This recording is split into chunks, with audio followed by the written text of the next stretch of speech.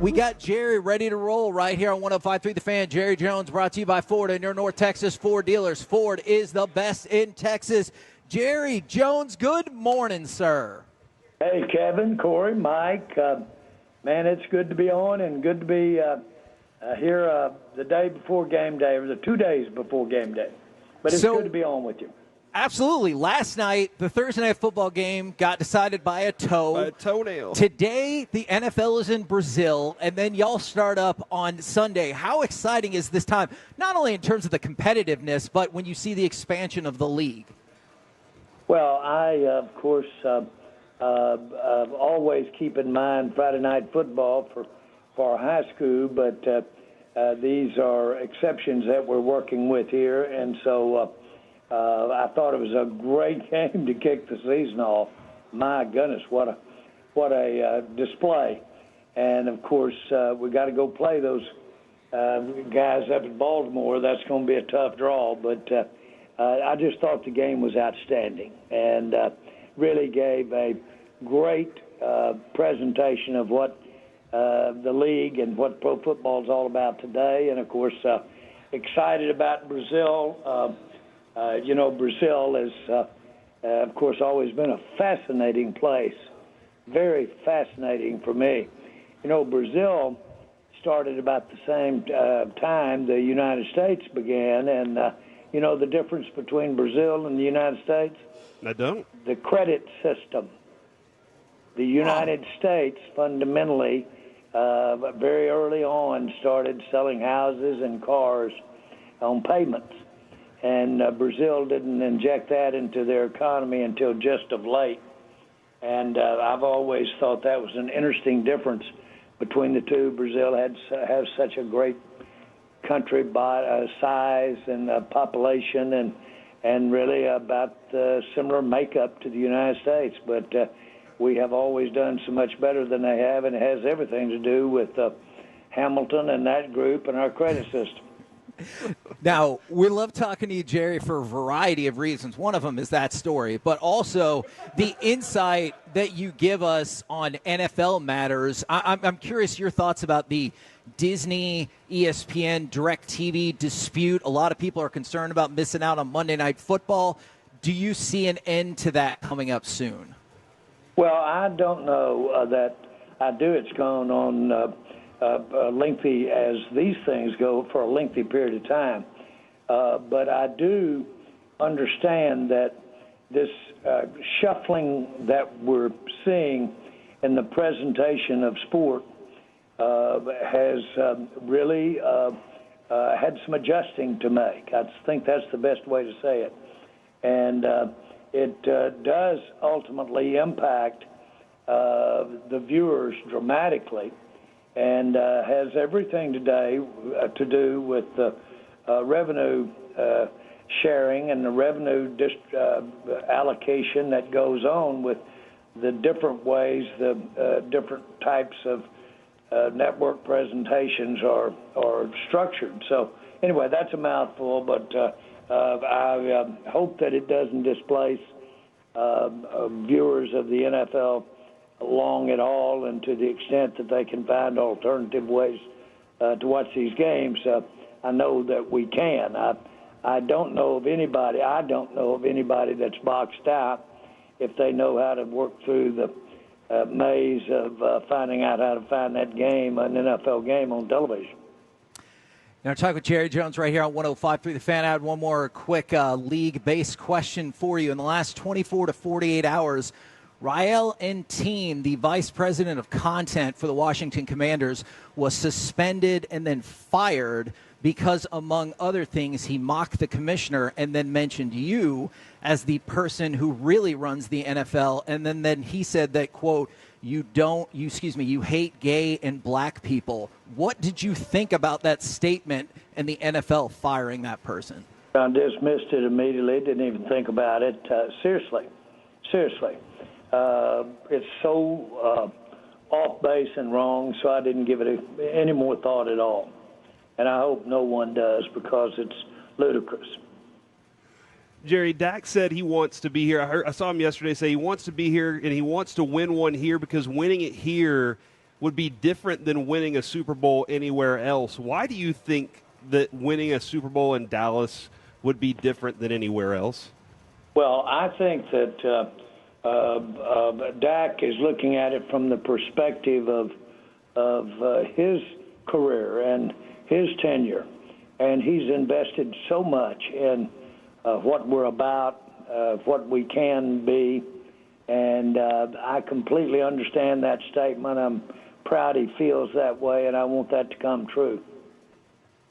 Have you spoken to Dak's representatives lately, and are y'all far enough along to have discussed specific annual salary? I won't be discussing anything at all about Dak's business or contract at this particular time. Okay, and with the state of McCarthy and Dak's contracts, do you feel like you're kind of sending a message to the team and to them to be on high alert? And how do you expect them to respond? Again, I want to include Mike in that little, I guess you call it, point I'm making is I don't think any good purpose can be for discussing those agreements. And I will say this, I couldn't be more satisfied with either one of them at all. And so that's not the issue. Jerry, last night you had the new kickoff rule take effect in the first ever game, and both teams decided just kick it out of the end zone and let them have it at the 30. And I guess as a fan, we thought the new rule would have kickoffs where there would be a lot of returns. And literally, as far as I can recall, there were 0 returns last night. Both teams decided kick it out of the end zone, take it at the 30. Do you feel like most every team's just going to do that? Even though it looks weird and we were looking forward to it, it's just going to be like, just you got a big leg, make them take it at the 30. That's a fair question since that was what we saw last night. I think there will be a lot more in-play kickoffs, let's put it like that, where you've got the tackling and the return part of it. But that sure last night was the case. It's a weapon. It's a way to have some offense on kickoff that was not there in my view, and but that I don't believe will be the case. It could be the majority of the case, but strategically, it allows you, if you choose to basically on either side of the ball create some game that involves both defense and offense. So let's see how this thing plays out. But that certainly, though, was notable that we didn't get a ball in play during the kickoff. You know, Micah Parsons has talked all offseason, especially these last few weeks, about his opportunity to become a better leader for the team. We all know how good he has been on the field, but have you seen the opportunity for Micah to become a better leader, and do you think he can become the leader that this defense needs him to be? Well, I certainly think anytime you have the ability and the performance to back it up that Micah has had so far, that you've got the makings of a great leader on the field. And that's a very big-time prerequisite to really leading is to walk the talk. And so I think that he's got all the potential in the world to be outstanding. He's so mentally with it. He's extraordinarily sharp. And so I think all of that lends itself. He's got great people skills. He's got personality that goes with his, if you will, his skill set, his aggressiveness, playing the game. I think all of that makes quite a package. And what I'm also impressed about it is how hard he works as a young man, a young player, to take advantage of his gifts. So I think he can be an outstanding leader for not only the defense but for the team. Hey, Jerry, when you're looking at like a CeeDee Lamb contract, and you're like, whoo, $34 million a year, and you're looking at like the future with Micah and even all your other players as you sign up with them, what is the expectation once they've they put ink to paper. What is the expectation from you, whether it's productivity or leadership? What do you expect out of those players once they've signed that kind of deal? Well, you have to have extraordinary performance to make it work, because when you've allocated that percentage of your total resources to the winning of the football games and having the team you want to have, when you've done that, then you've got to be very judicious as to how you do it, when you do it, and so that you can get the supporting cast around it. The more players in any sport that you have on a field at the same time, the more obviously the more numbers that are required to contribute, and you can only you've got to watch having your soft spots be too soft. That is, for whatever the reason. Maybe it's the youth and experience of a player. Maybe it's the level of talent at this point in their career. Maybe it's availability from standpoint of injury. But nobody has it out there all at the same time, just perfect. And that's what makes the game so great. And what you have to do is, when you've got outstanding players like the ones that you've mentioned right there, you have to have a plan in place. You have to think about it. And you really do need to husband every cent you can keep, because what goes to one player can't go to the next player. And you have a limit as to how much you can go. It's like if you were in college and every team has 60 scholarships, but you could use 5 scholarships on one player, or you could use one on a player. How you allocate that's part of the challenge, and I look forward to the future with it. I think we've got the greatest game in the world. What are the expectations? We're all pretty high on Tyler Guyton sliding in at left tackle, first-round pick this year. I'm curious, your expectations there kind of juxtaposed with the expectations for Mazi Smith, who, if I was disappointed in his performance last year, and I'm curious your expectations for Mazi this year as well. Well, I think that Mazi Smith has had a outstanding offseason and really had an outstanding camp, and the expectation for Ozzie, the plan for him to contribute to our defense is sound and fits him, really fits him good. And you can expect improvement in defensive linemen more than likely. I remember I was told, I didn't talk to him direct, but Tom Landry, the great coach of the Cowboys, said don't ever pass judgment on a defensive lineman until their third year. See what you've got. It takes that kind of evolving sometimes. So I'm excited about what Mozzie's going to bring to the table this year, and think that will be warranted with the decision we made to have him come home. I'll tell you what, Guyton, Cooper Beebe, those are young guys.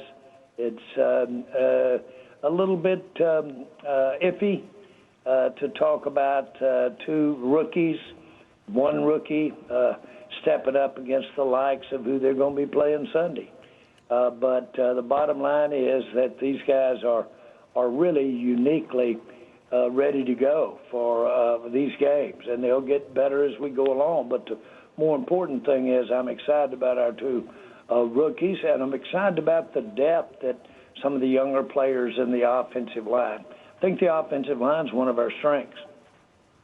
Jerry, I think a lot of people agree with that. We go through all these websites, and they like a lot of your groups, but it's been consistent. Every website we go to says the Cowboys have the worst running back group in the NFL.